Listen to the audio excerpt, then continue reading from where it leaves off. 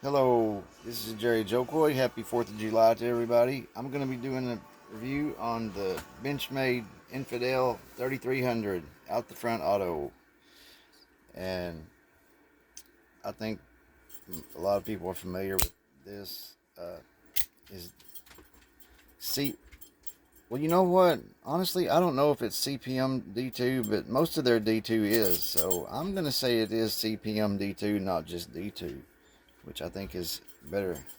But anyway,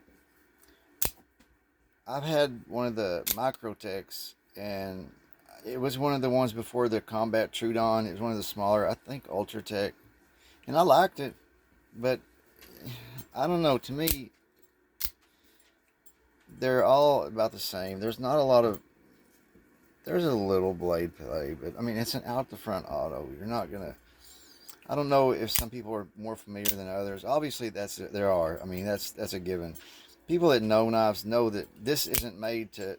The force of the blade coming out doesn't do anything. That's not a part of the usefulness of it. It doesn't. It will just bounce off, and then you'll have to reset the blade by pulling it out and locking it in, and it'll work again. So it's. I know that's probably what a lot of people think, but this is really not meant for that. It's double edge. In some places, that's not legal. And in Texas, it's not a problem. So I'm glad that we don't have to worry about anything like that. Um, I don't know. It seems I know they've made this for a long time. So there's some exclusives, I believe, from DLT, and I just I don't really see these going up in value, but I also don't see them going down in value because they have a lifetime warranty. The one thing I can say about Benchmade is they have an outstanding warranty. And like this right here, this is the sheath that it comes with, and I like it because I used to still wear my military web belt in my blue jeans, and this fits for like a horizontal carry, and it also will hold a standard like a Glock or M9 Beretta magazine, like 17 or 15 round magazine. And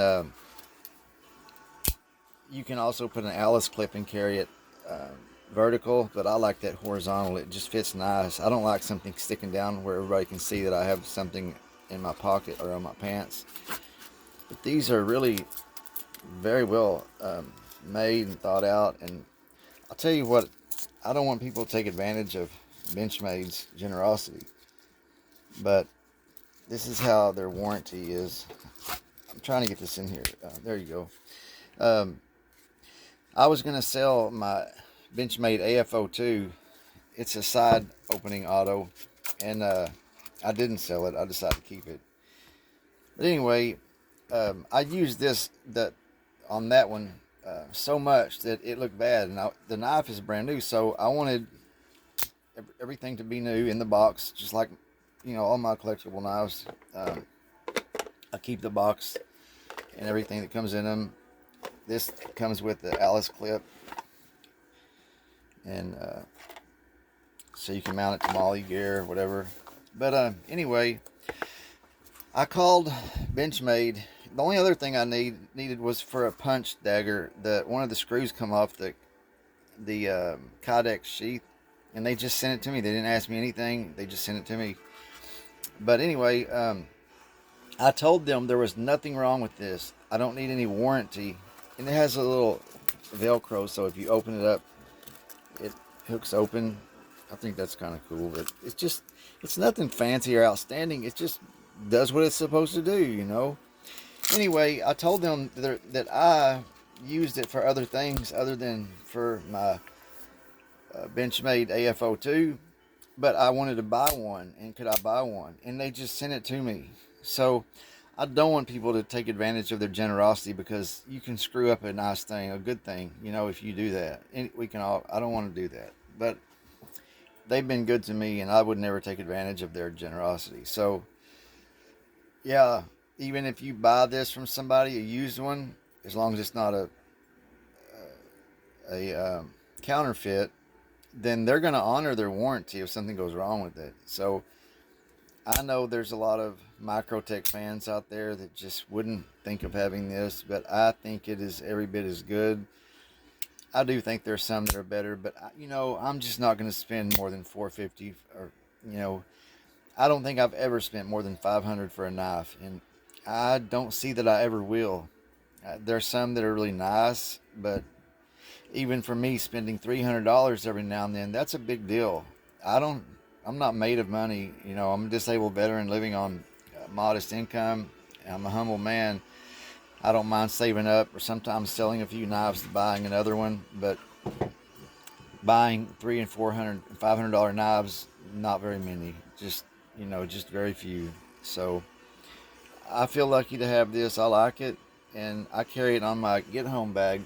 You know, like if I was to break down or there was a catastrophe happen and I just needed to survive till I could get home, I carry this. And for one reason, it's like a barter item that maybe if I can't use my car and someone else can use theirs, maybe I could say, hey, I can just give you this. And I know that may sound crazy, but hey, people know the value of this. And if I needed to get home, if it's life or death, I don't care about $300 or $400. I just want to get home. So if this can help me do it, or it may can help me in the other sense as protecting myself, but honestly, this is not going to be my first choice of weapon to defend myself.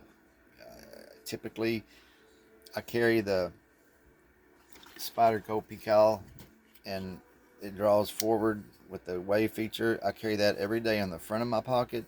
Then I'll carry a secondary knife on the back side of my pocket, and that just rotates. It depends on what I'm doing and what mood I'm in and whatever else. But anyway, yeah, this is a good knife. I'm thinking about sending it to. I'll show you. This is the. I'm thinking about like sending it to Jared of Neves Knives and letting him put his professional um, edge on it. It's not bad. I mean, this is a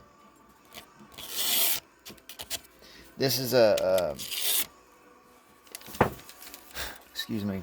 Uh, it's like a chisel ground, so it's not sharpened on this side, only on this one side, but it's beveled right here. So it's, to me, seems a little tricky to really get a fine edge on it. It's sharp enough. It has a working edge on it right now, but I like knives that are so sharp you just really can't do this. And when it's like that, to me, it needs a little more.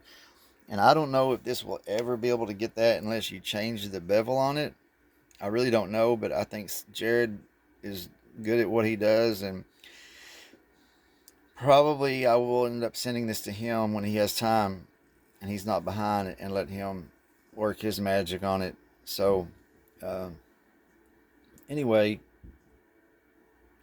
yeah, I think this is a cool knife, and I've had the short one too, the Mini Infidel, and that was the first one I bought because I was so eager to get it. It was a little less expensive, and I got it, and the blade was like, I think it was just under 3 inches, and it looked real wide. But when I got it, it was the same thickness or width of this one, and I just couldn't. Didn't work for me.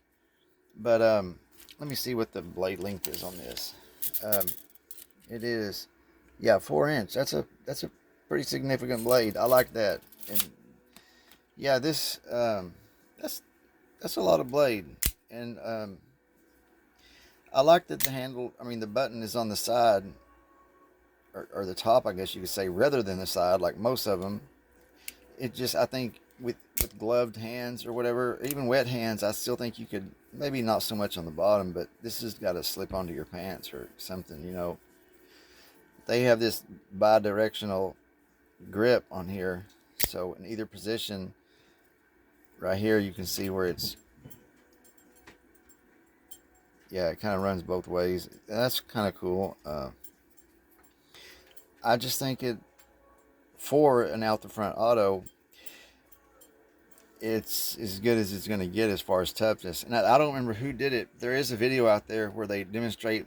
I think, honestly, they might not have done this one. I don't know, but I've seen a Microtech, and these well-made ones. Now here I have a Chinese, I believe Chinese made. I got it on Amazon for like 50, and I don't think the steel is real, like 440 or even 8.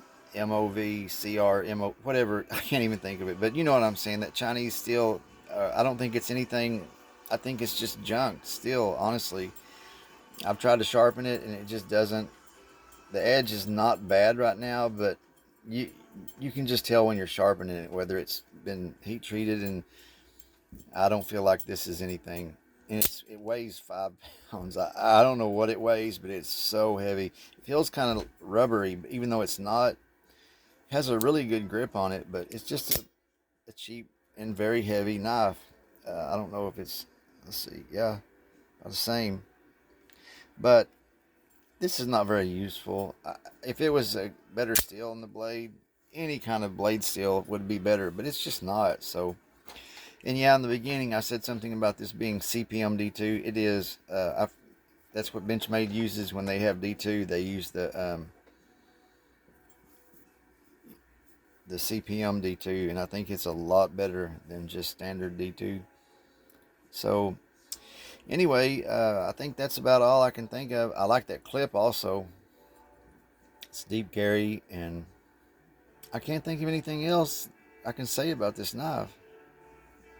So hope you all have a happy 4th, and thanks for watching, and take care, my friends. Bye.